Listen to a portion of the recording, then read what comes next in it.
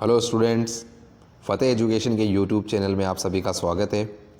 आज की इस वीडियो में हम हमारे एप्लीकेशन पर चलने वाली टेस्ट सीरीज़ के पहले टेस्ट का वीडियो सॉल्यूशन करने वाले हैं, जिसमें टोटल 30 प्रश्नों को हमने इसमें शामिल किया है। और ये प्रश्न आपके प्रीवियस ईयर के एग्ज़ाम्स में पूछे गए प्रश्न हैं। काफ़ी अच्छे और लेवल के प्रश्नों को इसमें हमने शामिल किया है। ये टेस्ट सीरीज़ हमारे यूट्यूब चैनल पर वीडियो सॉल्यूशन के साथ और हमारी एप्लीकेशन पर फ्री चालू कर रखी है। आप हमारे एप्लीकेशन पर फ्री टेस्ट दे सकते हैं। फ़तेह एजुकेशन जो आपको लोगो दिखाई दे रहा होगा, ये वाला, ये हमारे एप्लीकेशन का लोगो है। आप प्ले स्टोर से इसे डाउनलोड करके टेस्ट दे सकते हैं। टेस्ट बिल्कुल पूरी तरीके से फ्री हैं। आपको टेस्ट देने के लिए फ़तेह एजुकेशन का एप्लीकेशन डाउनलोड करना है और उसके बाद आपको राइट साइड के साथ आपको 3 डॉट वाली लाइन इस तरीके से दिखेगी, उस पर क्लिक करना है। इस प्रकार का कुछ इंटरफेस आपको दिखाई देगा। इसमें आपको फ्री मटेरियल पर क्लिक करना है। फ्री मटेरियल पर क्लिक करने के बाद में आपको इस प्रकार का कुछ इंटरफेस दिखाई देगा, जिसमें फ्री मटेरियल पर क्लिक करते ही आपको 3 विकल्प दिखाई देंगे, जिसमें से टेस्ट वाले विकल्प पर क्लिक करके आप टेस्ट दे सकते हैं। टेस्ट बिल्कुल पूरी तरीके से फ्री है। आप दिन में टेस्ट दीजिए और उसके बाद यूट्यूब पर हमारे चैनल पर आकर के आप उसका वीडियो सॉल्यूशन देखिए और अपने डाउट्स को दूर कीजिए। तो चलिए वीडियो को शुरू करते हैं। नहीं, सभी एग्ज़ाम्स के लिए इम्पोर्टेंट है। जिनमें भी साइंसेस जुड़े हुए प्रश्न पूछे जाते हैं उन सभी एग्ज़ाम्स के लिए इम्पोर्टेंट है। तो चलिए शुरू करते हैं। पहला प्रश्न है हमारा, लेंस की क्षमता प्लस 2 डायोप्टर है तो इसकी फोकस दूरी होगी। तो यहाँ पर हमारे को जो फोकस दूरी है वो निकालनी है। फोकस दूरी को स्मॉल f से लिखते हैं और इसका डायोप्टर के साथ में जो लेंस की क्षमता है उसके साथ संबंध जो है वो 1/d का है। हमें यहाँ पर डायोप्टर की वैल्यू दे रखी है, क्षमता जो है, और फोकस दूरी हमें ज्ञात करनी है। तो सीधा सीधा फार्मूला हम ये लगा देंगे और यहाँ पर इसकी वैल्यू रख देते हैं। तो f = 1/d की वैल्यू हमारे पास 2 है। 2 से भाग लगाएंगे तो 0.5 इसका आंसर हो जाएगा। विकल्प नंबर हमारा 0.5 तीसरे विकल्प में उपस्थित है। तीसरा विकल्प हमारा सही हो जाएगा 0.5 मीटर। फोकस दूरी जब मीटर में होती है तो लेंस की क्षमता के साथ में हमेशा ध्यान रखना मीटर में ही होगी। डायोप्टर इसका मात्रक होगा क्षमता का, और फोकस दूरी को हमेशा मीटर में ही रखना है। अगर आपको सेंटीमीटर में दी जाती है तो इसको आपको पहले मीटर में कन्वर्ट कर लेना है, नहीं तो आपका आंसर काफ़ी चेंज हो जाएगा। आगे बढ़ते हैं। पायरीन का रासायनिक सूत्र है। अगला प्रश्न है हमारा। तो पहला विकल्प है CCl4, CF4, CBr3, Br4, Cl4। तो यहाँ पर हमारे जो पायरीन है वो कार्बन टेट्राक्लोराइड को कहते हैं। CCl4 इसका रासायनिक सूत्र है। पहला विकल्प हमारा इसमें सही हो जाएगा। आगे बढ़ते हैं। ध्यान रखिए विद्यार्थियों, कार्बन टेट्राक्लोराइड को ही पायरीन भी कहते हैं। थैले वाले स्तनी कहलाते हैं। जो स्तनधारी हैं उनको क्या कहते हैं? वो हमारे पहला विकल्प है ओविपेरस, विविपेरस, विविपेरस, ओमनीपेरस। तो विविपेरस थैले वाले स्तनी कहलाते हैं। विकल्प नंबर 2 हमारा इसमें सही हो जाएगा। अगले प्रश्न की ओर बढ़ते हैं। टंगस्टन का जो प्रतीक है वो क्या है? तो ये प्रश्न रीट में पूछा हुआ प्रश्न है, 2017 का पूछा हुआ प्रश्न है ये। तो पहला विकल्प है हमारे WTL और उसके बाद TM और TB।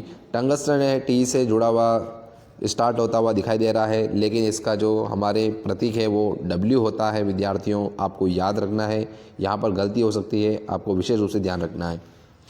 आगे बढ़ते हैं। कूपिकाओं में किस प्रकार का उत्तक उपस्थित होता है? जो कूपिकाएँ होती हैं एल्वियोलाई, इस प्रकार की स्ट्रक्चर होती है। ये हमारे फेफड़े में पाई जाती है और इसमें जो उत्तक है वो किस प्रकार का होता है? तो पहला विकल्प है हमारा घनाकार उपकला, स्तरित उपकला, शल्की उपकला, स्तंभाकार उपकला। तो इसमें जो कूपिकाओं में पाए जाने वाला उत्तक है वो विद्यार्थियों शल्की उपकला होता है। तो विकल्प नंबर 3 हमारा सही हो जाएगा। कूपिकाओं के माध्यम से ही क्या होता है? गैसों का विनिमय होता है। अंततः मूल रूप से जो गैसों का विनिमय होता है वो कूपिकाओं में ही होता है। तो ये प्रश्न भी आपसे पूछा जा सकता है कि गैसों का विनिमय कहाँ होता है? तो वो कूपिकाओं में ही होता है। एल्वियोलाई भी कहते हैं। आगे बढ़ते हैं। उत्तल दर्पण में सदैव प्रतिबिंब बनेगा। तो उत्तल दर्पण की 2 स्थितियां हैं जिसमें प्रतिबिंबों का निर्माण होता है। तो इसके द्वारा जो प्रतिबिंब होता है वो हमेशा आभासी और सीधा होता है। और एक विद्यार्थियों ध्यान में रखना, जब आभासी प्रतिबिंब होगा तो हमेशा सीधा बनता है और वास्तविक प्रतिबिंब जो होता है वो हमेशा उल्टा होता है। ये आपको ध्यान में रखना है। आगे बढ़ते हैं। पारिस्थितिक तंत्र शब्द किसने दिया? तो पारिस्थितिकी तंत्र जो शब्द है वो विद्यार्थियों टेंसले नामक वैज्ञानिक के द्वारा दिया गया है, आपको याद रखना है, टेंसले के द्वारा ये शब्द दिया गया है। आगे बढ़ते हैं। विद्युत शक्ति का सूत्र है, तो विद्युत शक्ति जो होती है हमारी, जिसका मात्रक वाट होता है, तो इसमें आपको अलग अलग फॉर्मूले अलग अलग रूप में परिवर्तित करके दिए गए हैं, तो आपको पता लगाना है कि कौन सा विद्युत शक्ति का सूत्र है। तो पहला विकल्प है हमारे P=I² और R। तो इसमें से हम क्या करते हैं, I को चेंज करते हैं, जो हमारा पहला विकल्प में है। इसमें एक सेकंड विद्यार्थियों, तो ये हमारा प्रश्न है, विद्युत शक्ति का सूत्र है, तो P=I²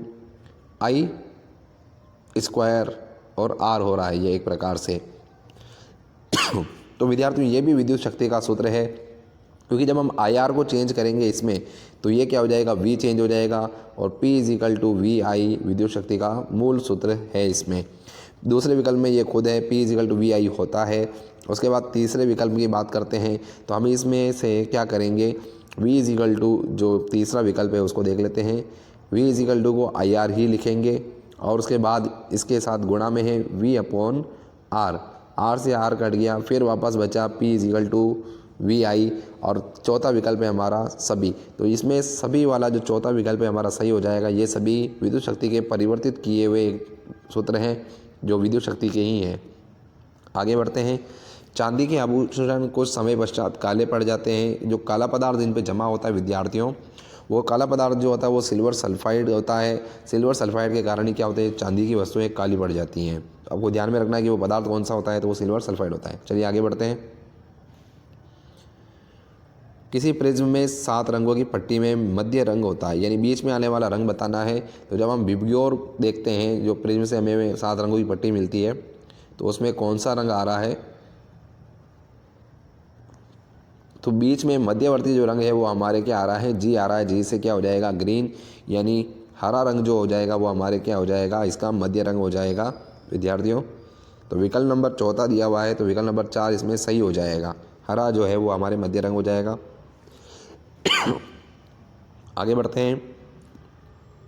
श्वसन का नियंत्रण मस्तिष्क के किस भाग से किया जाता है, तो विद्यार्थियों ध्यान में रखना कि श्वसन का जो नियंत्रण है वो मस्तिष्क के मेडुला ऑब्लोंगेटा वाले भाग द्वारा किया जाता है। तो विकल्प नंबर 3 इसमें सही हो जाएगा।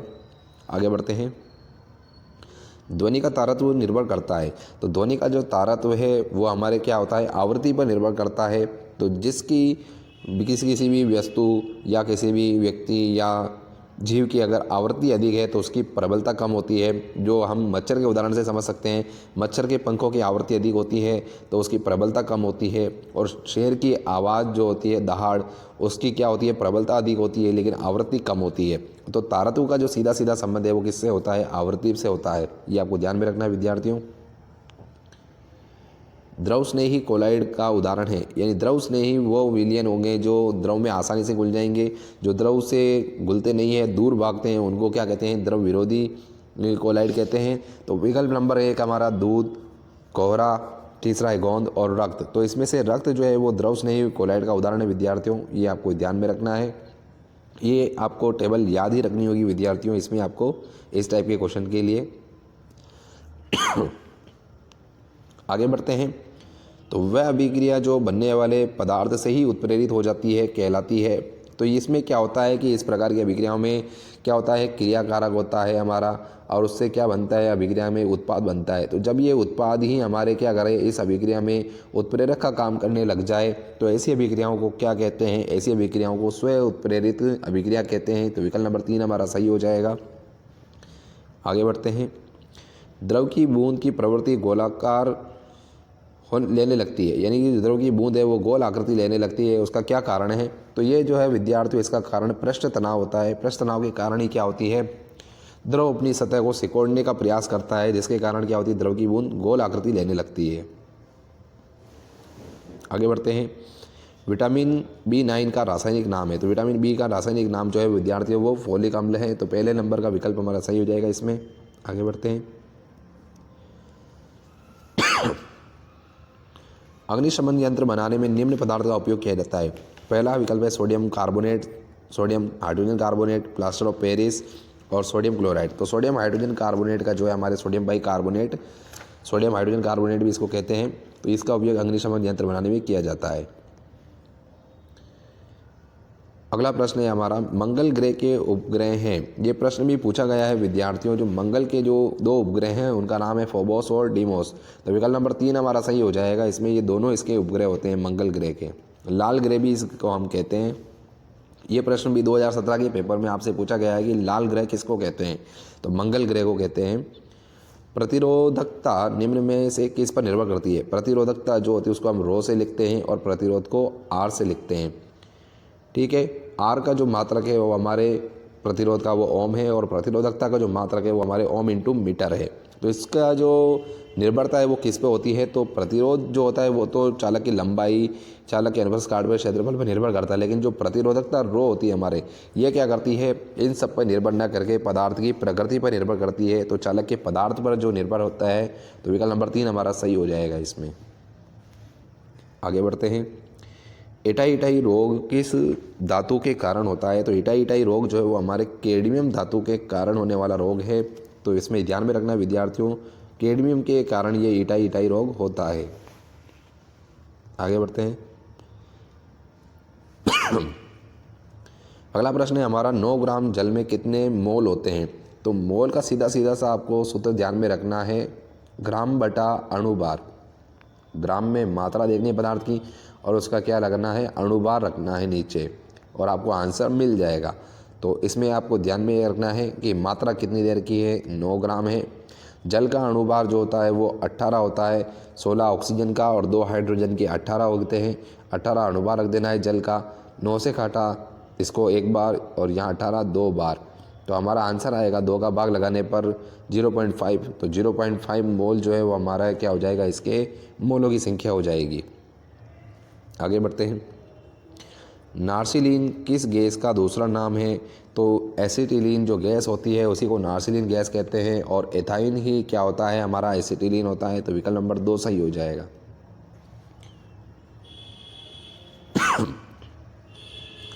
निमोनिया किस रोगाणु से होता है। तो पहला विकल्प है हमारा, क्या ये वायरस जनित रोग है, प्रोटोजोआ जनित रोग है, कवक से होने वाला रोग है। आगे बढ़ते हैं, या जीवाणु से होने वाला रोग है। तो जो निमोनिया है हमारे वो डिप्लोकोकस निमोनी नामक जीवाणु से होता है। तो ये जीवाणु जनित रोग है विद्यार्थियों, आपको ध्यान में रखना है, काफ़ी इम्पोर्टेंट है। आगे बढ़ते हैं। एक साइकिल चालक का प्रारंभिक वेग, तो ये फिजिक्स के न्यूमेरिकल से संबंधित सवाल आ गया हमारे, 4 मीटर प्रति सेकंड है। प्रारंभिक वेग यानी हमें इसमें यू की वैल्यू दे रखी है जो कि 4 है, मीटर प्रति सेकंड है। त्वरण है तो त्वरण को ऐसे लिखेंगे, 2 मीटर प्रति वर्ग सेकंड है और टी टाइम दे रखा है 5 सेकंड। इसका वेग होगा इसके 5 सेकंड के पश्चात, यानी हमें अंतिम वेग पूछ रहा है जिसको हम v से डिनोट करेंगे। तो इसका गति के प्रथम समीकरण से ही हल हो जाएगा, v बराबर u plus A T. u का मान हमें रखना है 4 प्लस a का मान रखना है 2, t का मान है 5। तो 5 दूनी 10 और 4 14 हो जाएगा टोटल आंसर। और वेग है तो मीटर प्रति सेकंड लगेगा, तो 14 मीटर प्रति सेकंड अंतिम वेग हो जाएगा इसका। तो कौन से विकल्प में है, तो पहले विकल्प में हमारी ये उपस्थित है 14, तो पहला विकल्प हमारा सही हो जाएगा। आगे बढ़ते हैं। दैनिक लय के लिए उत्तरदायी ग्रंथि है, यानी दैनिक कार्यों के लिए जो आपके ग्रंथि है वो कौन सी है। तो पहला विकल्प है हमारा थायराइड ग्रंथि, एड्रिनल ग्रंथि, अग्नाशय ग्रंथि या पीनियल ग्रंथि। तो दैनिक लय के लिए जो उत्तरदायी ग्रंथि है वो पीनियल काय या पीनियल ग्रंथि है, आपको इसको ध्यान में रखना। जैविक घड़ी भी इसको कहते हैं विद्यार्थियों। पीएच में पी से पोटेंज किस भाषा का शब्द है, यानी जो पी है हमारे पोटेंज वो किस भाषा का शब्द है। तो विद्यार्थियों ये जो पोटेंज है वो आपके जर्मन भाषा का शब्द है, आपको ध्यान में रखना है।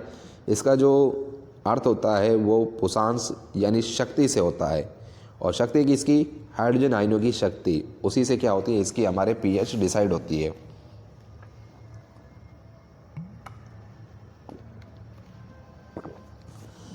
अगला प्रश्न है हमारा विद्यार्थियों, ये प्रश्न भी 2017 के रीट में पूछा हुआ प्रश्न है। 0.75 किलोग्राम द्रव्यमान का एक पिंड छत से डोरी से टंगा है। डोरी द्वारा पिंड पर कितना बल लगेगा, यानी इस प्रकार से कोई छत है और इससे इस डोरी की सहायता से इस प्रकार से कोई पिंड लटका हुआ है, तो इस पर क्या होगा, डोरी द्वारा इस पिंड पर कितना बल लगेगा। तो बल का जो सूत्र है हमारे भार के संदर्भ में अगर हम बात करें तो F बराबर mg हो जाएगा, क्योंकि यहाँ पर गुरुत्वीय त्वरण लगेगा इस पर। तो यहाँ पर हम इसकी वैल्यू रख देते हैं और उसके बाद देखते हैं कि टोटल कितना आंसर आ रहा है। तो जब हम m का मान दे रखा हमें किलोग्राम में होता है 0.75 है, और g का मान आपको यहाँ पर क्या करना है विद्यार्थियों 9.8 रखना है। जब आप इसको सॉल्व करोगे तो 7.35 आपके आंसर आएगा। तो विकल्प नंबर 4 हमारा इसमें सही हो जाएगा और आपको F बराबर mg वाला सूत्र लगाना है। कला विहीन कोशिकांग है, कला का मतलब झिल्ली और विहीन का मतलब रहित कोशिकांग है। तो जो झिल्ली रहित कोशिकांग होता है वो विद्यार्थियों राइबोसोम होता है। तो लाइसोसोम एकल झिल्ली युक्त है, तारक काय आपके एकल झिल्ली युक्त है, माइटोकॉन्ड्रिया आपके दोहरी झिल्ली युक्त कोशिकांग होता है विद्यार्थियों। अगला विकल्प है हमारा राइबोसोम। तो राइबोसोम हमारा इसमें सही आंसर हो जाएगा। राइबोसोम जो है वो कला विहीन कोशिकांग है। ये आपके अभी रीट के पेपर में पूछा हुआ प्रश्न है, हाल ही में जो पेपर हुआ है फरवरी वाला, उसमें ये प्रश्न पूछा हुआ प्रश्न है। आगे बढ़ते हैं। किसी आहार श्रृंखला के एक पोषक स्तर से दूसरे पोषक स्तर तक कितने प्रतिशत ऊर्जा का स्थानांतरण होता है। यानी सबसे पहले क्या होता है कि किसी आहार श्रृंखला में जो उपभोक्ता होते हैं वो हर एक में क्या होता है अपने आप में एक पोषक स्तर होता है। तो सबसे पहले हम उत्पादक पौधों की बात करते हैं। पौधों से क्या होता है उसके प्राथमिक उपभोक्ता को ऊर्जा का स्थानांतरण होगा, और प्राथमिक से द्वितीय को और द्वितीय से तृतीय को। तो यहाँ पर उत्पादक में 100% हम ऊर्जा मानते हैं। तो जब इसको जो उत्पादकों को भोजन के रूप में ग्रहण करते हैं प्राथमिक उपभोक्ता, तो यहाँ पर क्या होता है कि इससे इस प्राथमिक उपभोक्ता तक जो टोटल एनर्जी है वो क्या होती है कि इसके द्वारा खाए जाने पर क्या होती है 90% ऊर्जा जो होती है उसके द्वारा काम में ले ली जाती है, और केवल 10% ऊर्जा ही जो है वो अगले पोषक स्तर तक स्थानांतरित होती है। और उसके बाद जो टोटल एनर्जी आ गई है इसका 10% अगले पोषक स्तर को स्थानांतरित होगी। तो इस प्रकार से जो होता है एक पोषक स्तर से दूसरे पोषक स्तर में जाने पर 10% ऊर्जा का स्थानांतरण होता है। आगे बढ़ते हैं। कांसा एक मिश्र धातु है। तो कांसा जो है हमारे वो किसकी मिश्र धातु है, तो वो हमारे क्या होती है विद्यार्थियों कॉपर और टिन की मिश्र धातु होती है। मिश्र धातु में दो धातुओं से ज़्यादा धातुओं को, दो या दो से अधिक धातुओं को मिलाकर बनाई जाती है। तो ये मिश्र धातु जो होती है हमारी कॉपर और टिन से मिलकर बनी है कांसा। उम्मीद करते हैं विद्यार्थियों आपको हमारे द्वारा ये 30 प्रश्न जो आज इस वीडियो में सोल्व कराए गए हैं काफ़ी इंपॉर्टेंट क्वेश्चन है और अच्छे लगे होंगे, और आपने काफ़ी प्रश्नों को हल भी किया होगा।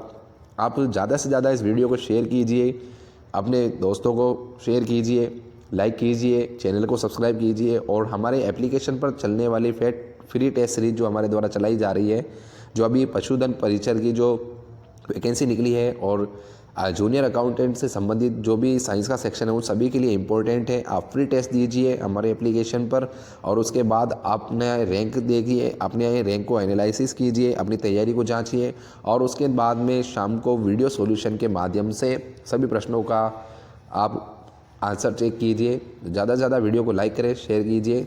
धन्यवाद।